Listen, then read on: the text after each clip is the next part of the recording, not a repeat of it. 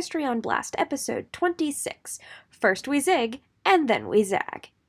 On today's episode, we're going to be going back to one of my classical favorites, which is putting the Nazis on blast. This time for their inability to tell the difference between fake sabotage and real sabotage. But first, this month in history.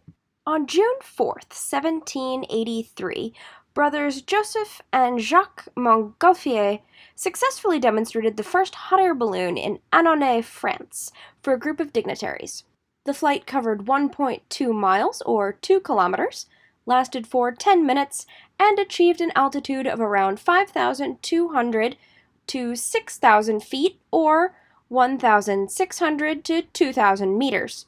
Word of their success quickly reached Paris, though they didn't succeed in a flight with any sort of living creatures until the 19th of September, when they staged another flight with a sheep, a duck, and a rooster in the basket of the balloon. Hey Warren. Hey Kay.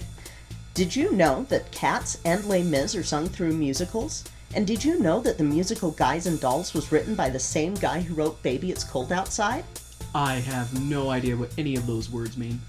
Warren, we covered this on Tone Deaf last week. I don't remember what I had for breakfast last week. You expect me to remember musicals last week?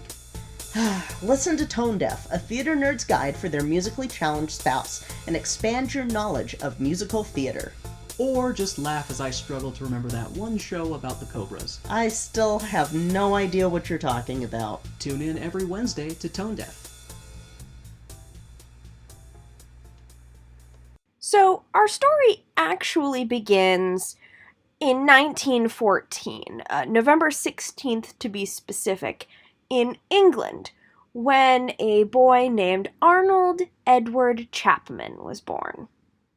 Now, things don't get really interesting until he's about 17. He decides to join the Coldstream Guards, who, among other things, guard the Tower of London.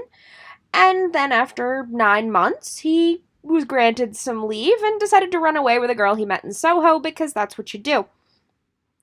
After 2 months, he was arrested and sentenced to a military prison in Aldershot. He then received a dishonorable discharge from the army. He worked various jobs from there, and then he started joining gangs, because this was early 1900s London, and I guess that's just what you do. At the very least, that's what Assassin's Creed taught me you do, so I'm gonna go with it in this case. This is my 1-year anniversary episode. This is officially episode 26. I've been doing this for a year, and if just this once I want to cite my history based on Assassin's Creed, just this once I will do it. So, he starts, he's joining these gangs, and he becomes a safecracker, which is actually kind of cool. And they used a substance called gelignite, which is one word, which is fascinating to me. And this is what they used to break safes open. And this is what led to them being known as the Jelly Gang, which is delightful. If you're going to be part of a gang, I recommend being part of one that's called something quite that fun, like the Jelly Gang, because if I didn't know they were cracking into safes, I would be like, yes, that's the gang that meets every day for tea and has jelly on their toast. So this leads to him once again being arrested, this time in Scotland, when he tried to blow up the safe in the headquarters of the Edinburgh Cooperative Society. He was let out on bail, where he immediately fled the Channel Islands and continued his criminal career, except then he was arrested while having dinner.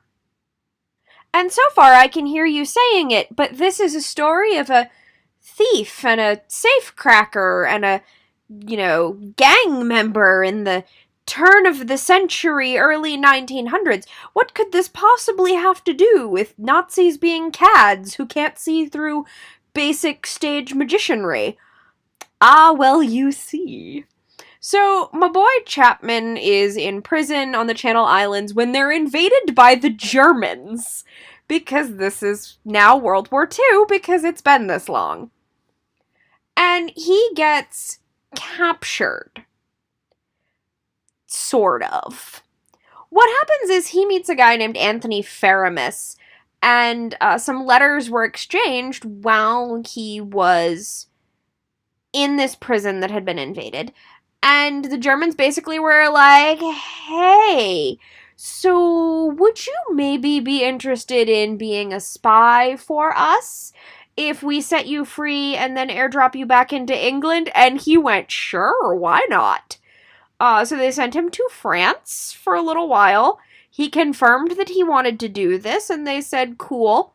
They proceeded to train him in explosives, which he already knew some stuff about, so I'm sure he was good at that. Radio communications, parachute jumping, and a lot of the other things that you would need as a spy and saboteur. They then sent him back to Britain in a Focke-Wulf bomber that had been converted for parachuting. He was equipped with a radio, a gun, a cyanide capsule, and 1,000 pounds. Now, of course, British Secret Service already knew that a spy was incoming, that a saboteur was on the way, because they had decrypted Ultra, which was the Germans' message-sending technique at that point in the war. So they arranged for Operation Nightcap, because at this point they didn't want to give away that they were reading everything the Germans were saying, because then the Germans are going to change their codes, which they do later eventually anyway, but at this point they really, really didn't want the Germans to know they'd cracked Ultra. So what they did is they had planes trailing Chapman's aircraft just to figure out where he was probably going to land, because they knew there were 3 possible options. They then alerted the local police, who went to conduct a search pretending they were looking for somebody who had deserted from the army. But all of these plans proved to be unnecessary, because what did Chapman do basically after he landed? Walked into the local police office and said, "Sup, I'm a German spy and I would like to work for MI5, please." And England went, oh, we didn't expect this twist, but okay. So they took him to Latchmere House in southwest London, which was better known as Camp 020, to interrogate him. And at this point, they did decide to use him as a double agent, which is where he got the codename Zigzag. Prior to that, his codename from the Germans had been Fritz. Which, is kind of ironic, that being a German name and him being an English spy spying for the Germans. But anyway, so his task was to sabotage the de Havilland Aircraft Factory in Hatfield, which is where the plane known as the de Havilland Mosquito, the DH-98, was being manufactured. That's a 2-engine, shoulder-winged, multi-role combat aircraft, according to Wikipedia.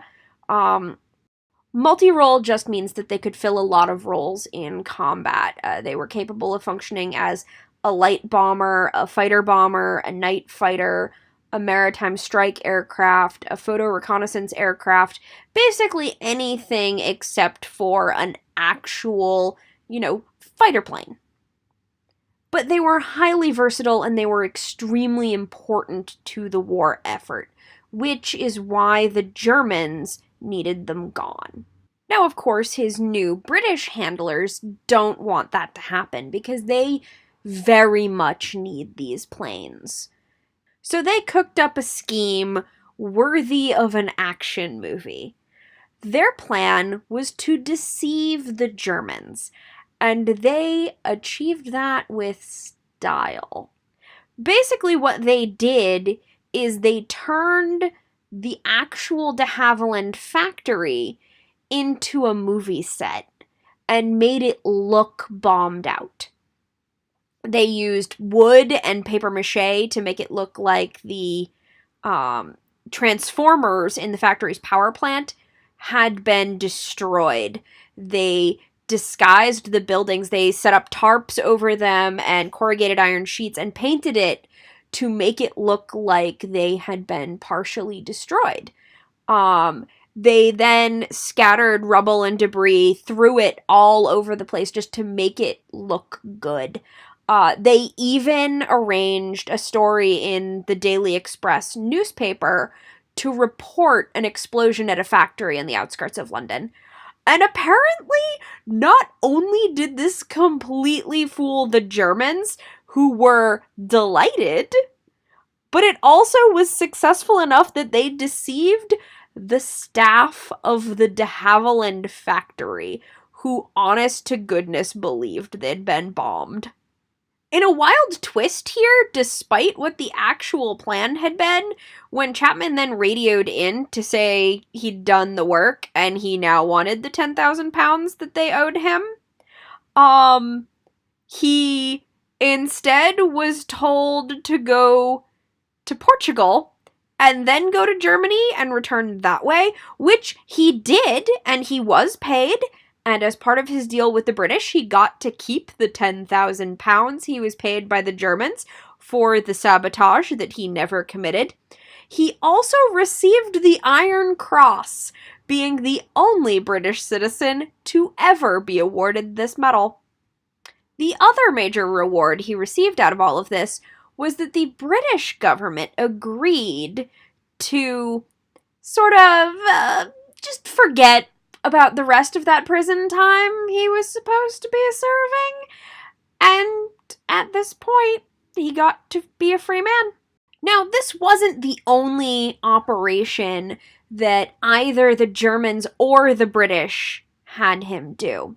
When he arrived in Portugal aboard a British ship known as the City of Lancaster, he suggested to the Germans at their embassy that he attempt to blow up this ship, the City of Lancaster, by disguising a bomb as a lump of coal and just putting it in the coal bunker. And the Germans were like, sure, that sounds great. Yeah, sure, if you want to blow up a ship, that's fine by us. And the reason he suggested it in the first place is because the British Anti-Sabotage Division had asked him to get some examples of German explosive devices so that they could, study them. And he did. He was given 2 bombs, which he just handed over to the captain of the ship and said, hey, could you bring these to MI5 for me? Okay, thanks. And then somehow the Germans didn't notice that the ship wasn't damaged on the voyage home. But the British did stage a whole full-scale investigation of the ship, made it really, really conspicuous, super obvious that they were, looking all over the ship like there was something wrong with it and they had to make repairs to make sure the gossip got back to Germany so that the Germans would believe the story. After this, he was sent to occupied Norway to teach German spies how to be spies. So, I'm just gonna put it out there. I think this guy should win some major props for being the best double agent ever. By the end of this, above and beyond the £10,000 he'd been offered originally, he was also given 110,000 Reichsmark and a yacht. He was also made an officer in the German army, and the Germans loved him. They thought he was loyal. At no point did they question that this guy that they had literally picked up out of a British jail was not completely... They never questioned his loyalty. So that's just about going to do it for us today. This has been our special 1-year anniversary episode, which is sort of extremely wild to me that this is real and that it happened and that people are actually listening to this, sort of goof, I like to rant about history podcast that I threw together. As always, you can find me on Twitter at History on Blast. You can email me at historyonblast@gmail.com. There's a Facebook group that you should absolutely join. We share stories and memes and fun, history jokes. Sometimes I go there when I'm looking for episode ideas and see what things I toss around that people don't already know. As always, I would like to thank Defy Them All for the use of their song Keeper of Histories for the intro and outro of our program.